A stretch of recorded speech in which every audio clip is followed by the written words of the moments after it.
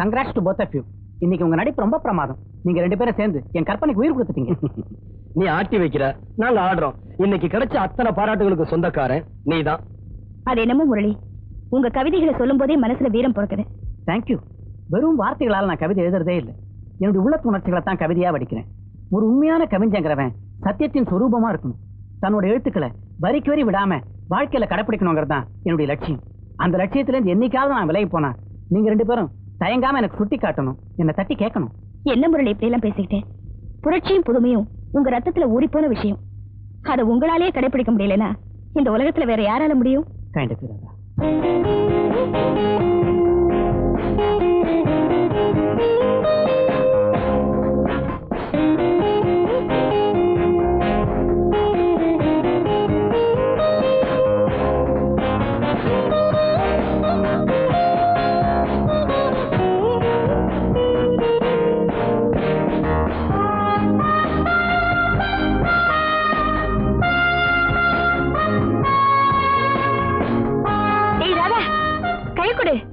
எதுக்குடி டெல்லியில நடக்கிற விளையாட்டு போட்டிக்கு நீ செலக்ட் ஆயிருக்க? அதுக்குதான். Best of luck. தேங்க்ஸ். தாதா, டென்னிஸ் பேட்மிண்டன் பெண்களுக்கான விளையாட்டுகள் இருக்கும்போது வில்லம்பு விளையாட்டுல உனக்கு எப்படி ஆசை வந்தது? ஒரு குறிக்கோளோட போராடுறது தானே வாழ்க்கை.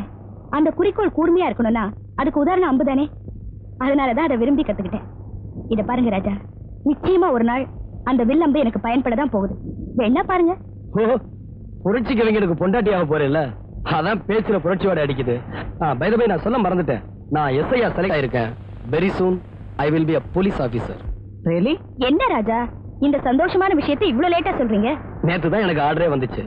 நாளைக்கு போய் ஜாயின் பண்ணலாம்னு இருக்கேன். உங்களுக்கு வேலை கிடைச்சதை நினைச்சா ரொம்ப சந்தோஷமா இருக்கு. இவ்வளவு காலம் ஒன்னா இருந்த நாம பிரிய போறமேங்கிறத நினைக்கும் போதுதான் ரொம்ப கஷ்டமா இருக்கு.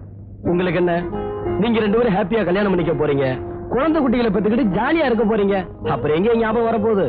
சேச்சே, என்ன ராஜா அப்படி சொல்றீங்க? இத பாருங்க, எங்க கல்யாணத்துக்கு நீங்க எங்க இருந்தாலும் கண்டிப்பா வரணும். என்ன ராதா அப்படி பேசுற? நான் இல்லாம உன் கல்யாணம் நடக்குமா? விளையாட்டு பசங்களா தெரிஞ்ச நம்ம காலேஜ் வாழ்க்கை இன்னையோட முடிஞ்சு போச்சு. உண்மையான வாழ்க்கை நாம எல்லாருமே நாளையில இருந்து தொடங்க போறோம். ஆமா ராஜா, நம்ம வாழ்க்கை எல்லாருடைய வாழ்க்கை மாதிரி சாதாரணமா போயிருப்பாங்க. மீனிங்ஃபுல்லா இருக்கும். நாம கவிதையிலையும் நாடகத்திலையும் எந்த லட்சியங்களை அரங்கேற்றி காட்டினமோ அதை நம்ம வாழ்க்கையிலேயே நம்ம நிறைவேற்றி காட்டணும். சமூகத்தில் நடக்கிற கொடுமைகளையும் அநீதிகளையும் எதிர்த்து போராட நம்ம தயாரா இருக்கணும். அதுல உனக்கு என்ன சந்தேகம் முரளி?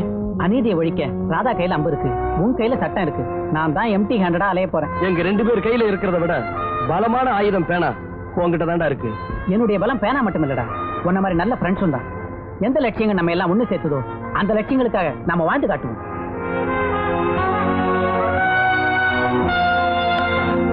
நீ எப்படி அந்த வீட்டுக்கு வந்து சேர்ந்த? முரளி அண்ணானா என்ன நடந்தது சொல்லு ராதா. உன்னை இப்படி பாப்பேன் நான் கனவுல கூட நினைக்கல. நான் மட்டும் நினைச்சேனா? அதான் ராஜா விதி. ஊர்ல எனக்கும் முரளிக்கும் கல்யாணம் நடந்தது. அதுக்கப்புறம் அவருக்கு இங்க ஒரு வேலையும் கிடைச்சது. வேலை கிடைச்சதும் வீடு பார்த்து வச்சிருக்கேன்னு என்ன இங்க புறப்பட்டு வர சொன்னாரு. நான் மட்டும் தனியா ரேல்ல வந்தேன். எங்கம்மா புறப்பட்டீங்க தனியா? மெட்ராஸ்க்கு. எங்க வீட்டுக்காரருக்கு அங்கதான் வேலை. ஸ்டேஷனுக்கு வருவார்ல? ஏன் சொல்றேன்னா மெட்ராஸ்ல டாக்ஸிக்காரங்க பாஷை, ஆட்டோ ரிக்ஷாக்காரங்க பாஷை இதெல்லாமே தனி. ஸ்டேஷன்ல இருந்து புறப்பட்ட உடனே மீட்டருக்கு மேல ₹1 கேட்பாங்க. ஆனா பாதி வழியிலேயே மீட்டர் ரிப்பேர் ஆயிடும். கணிசமா தோராயமா ஒரு தொகை சொல்லுவாங்க. அதை கூட்டி பார்த்தா எங்க இருந்து புறப்பட்டோம் அங்க இருந்து மெட்ராஸுக்கு ஆட்டோலயே வந்திருக்கலாம். அதுவே சீப்பா இருந்திருக்கும்.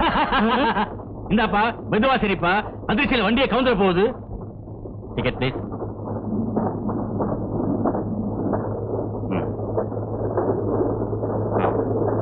இந்த பாருங்க, ராத்திரியில பயணம் செய்றீங்க, ஜாக்கிரதையா இருங்க. அதுவும் பெண்கள் ரொம்ப ஜாக்கிரதையா இருக்கணும். அவசியம்னா சங்கிலியை பிடிச்சிடுங்க, பயப்படாம சங்கிலி எழுங்க. சங்கிலி எழுங்க சங்கிலி எழுங்கன்னு சொல்றானே, எந்த சங்கிலி எழுக்க சொல்றான்? இவனே தூங்குற திருடன் எழுப்பி கழுத்துல இருக்கிற சங்கிலி எழுக்க சொல்றானா? ஏங்க, உங்க பையனுக்கு பேச வராதா? ஆமாங்க, இவன் ஊமை. இப்படி ஒரு பையனை கொடுத்துட்டு கடவுள் இவன் ஊமையாக்கிட்டாரு. வாயில்லாம படைச்ச கடவுள் வயிறு இல்லாம 2 பேரும் படைச்சிருந்தாருன்னா ரொம்ப சௌரியமா இருந்திருக்கும். கொஞ்சம் இருமா. அன்புள்ளம் கொண்டவர்களுக்கு நான் ஒரு காக்கா வலிப்பு வியாதிஸ்தன். எங்காவது நினைவு தவறி நான் மயங்கி விழுந்தால் சேர்க்க வேண்டிய விலாசம். ஏங்க, உங்களுக்கு இப்படி ஒரு வியாதி இருக்கே, நீங்க ரயில்ல பயணம் செய்யும் போது திடீர்னு வலிப்பு வந்துடுச்சுன்னா என்ன செய்வீங்க? அதுக்கு தான் அந்த தகட்டையே மாட்டி வச்சிருக்கிறேன். அப்படி வலிப்பு வந்துருச்சுன்னா இந்த விலாசத்துல என்ன கொண்டு போய் சேர்த்துருவாங்க.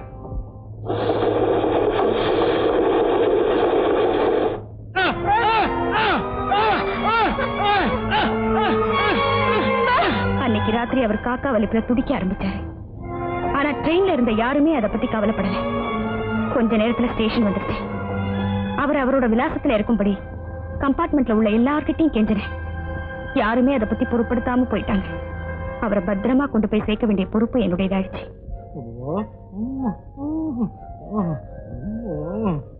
வாயா காக்கா வலிப்பு, இப்பதான் வரியா? என்னங்கடி கிண்டலா? எனக்கு காக்கா வலிப்பு வந்ததுனாலதான் நீங்க எல்லாம் இங்க வந்தீங்க. நல்லா இருக்கீங்க. எங்க போனாலும் இங்க தானே திரும்பி வரீங்க. வணக்கம்மா. என்ன முருகா, யார் இது? ஒண்ணு இல்லம்மா, இந்த முறை காக்கா வலிப்பு வந்த போது இவங்க தான் என்ன காப்பாத்தினாங்க. புண்ணியவதி, நல்லா இருக்கணும். இவங்களை நீங்க தான் நல்லபடியா கவனிக்கணும். உன் பேர் என்னம்மா? ராதா. நான் வரேங்க. முருகனுக்கு எவ்வளவு பெரிய உதவி செஞ்சிருக்க. வந்த உடனே போலாமா? கொஞ்சம் காசு சாப்பிட்டுட்டு போ. காமாட்சி, மீனாட்சி வாங்க. என்ன ஆண்டி? ராதாவை கூட்டிட்டு போய் காசு கொடுங்க. வாங்க. பரவாயில்லம்மா.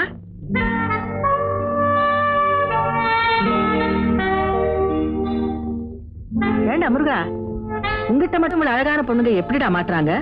என்னோட வலிப்பு வலிக்குது. பாராட்டுறதோட இல்லாம பணத்தை அள்ளி கொடுங்கம்மா. உனக்கு எவ்வளவு கொடுத்தாலும் போறாது. இந்த அடுத்த ட்ரெயின் டைம் ஆச்சு, வரட்டுமா? லீலா வா வா. அந்த பொண்ணு ஏதாவது முரட்டுத்தனை செஞ்சா கன்னத்துல 2 அறை போடு. கதவு தாப்பா போடு சீக்கிரம்.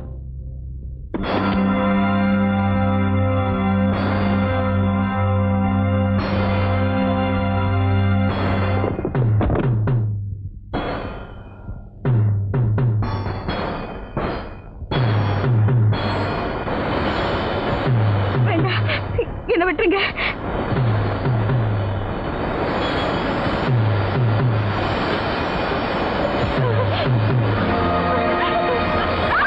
போதும் ராதா, போதும்.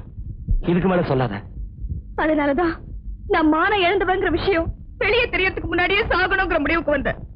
என்ன ஏன் காப்பாத்துறீங்க?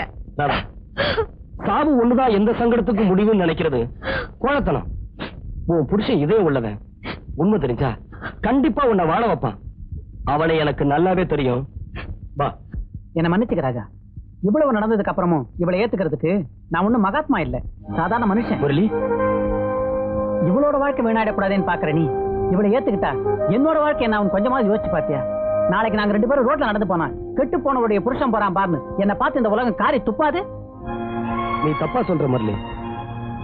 சந்தர்ப்ப வசத்தால கெட்டு போன ஒரு பொண்ணுக்கு வாழ்க்கை கொடுத்த மனித தெய்வம் தான் உன்னை எல்லாரும் பாராட்டுவாங்க.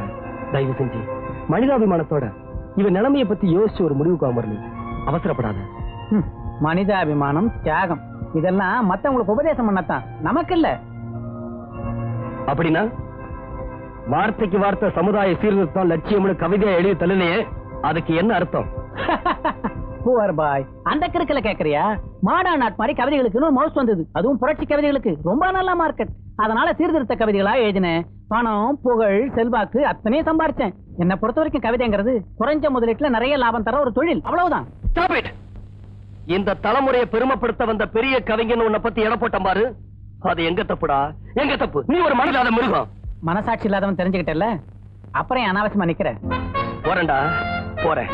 அவ்வளவு சாதாரணமா விட்டுருவேன்னு கனவு காணாத. உன்னை கூண்டுல நிக்க வச்சு உன் மானத்தை வாங்க போறேன். உன் பொண்டாட்டி ராதா கெட்டு போனவங்கிறத நீ எப்படி நிரூபிக்க போற? அதுக்கு யாரு சாட்சி சொல்ல போறான்னு கோர்ட்ல பாக்கலாம். நான் தயாரா இருக்கேன் ராஜா. ராதா, கணவன் கிட்ட உண்மைகளை எல்லாம் மறைக்காம சொல்றது தானே ராஜா இந்த நாட்டு பொண்ணோட பண்பாடு. மிஸ்டர் முரளி, நான் உடலால தான் கேட்டேன். என் மனசு பரிசுத்தமா இருக்கு. ஆனா உனக்கு மனசு, புத்தி, மூளை அத்தனையுமே கெட்டு போச்சு. Radha, shut up. Call me Miss Radha with respect. உன்ன மாதிரி இதயம் இல்லாத பாவியோட வாழறதுக்காக கோர்ட்டுக்கு போய் போராடுறதை விட வாழ்க்கை பூரா வாழாவட்டியா இருக்கிறது எவ்வளவோ மேல். என் எழுத்து வேற, வாழ்க்கை வேறங்கிற வார்த்தை எப்ப உன் வாயிலிருந்து வந்ததோ அப்பவே என் புருஷன் செத்து போயிட்டான். அதுக்கப்புறம் எதுக்கு இந்த தாலி? அர்த்தமில்லாத வேலி. ராதா, எங்க போற? ராஜா, இப்ப நான் ரொம்ப பவித்திரமாயிட்டேன். எனக்கு உண்மையான சுதந்திரம் கிடைச்சிருச்சு. இனிமே நான் எங்க வேணாலும் போலாம். நான் வரேன்.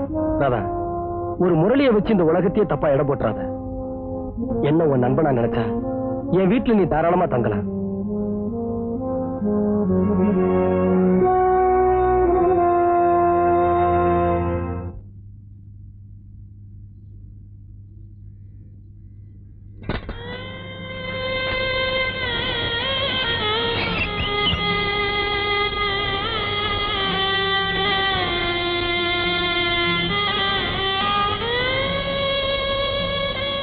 பாஸ்கர், நீ படிச்சிருக்கிற படிப்புக்கு உனக்கு கிடைச்ச வேலை இதுதானா?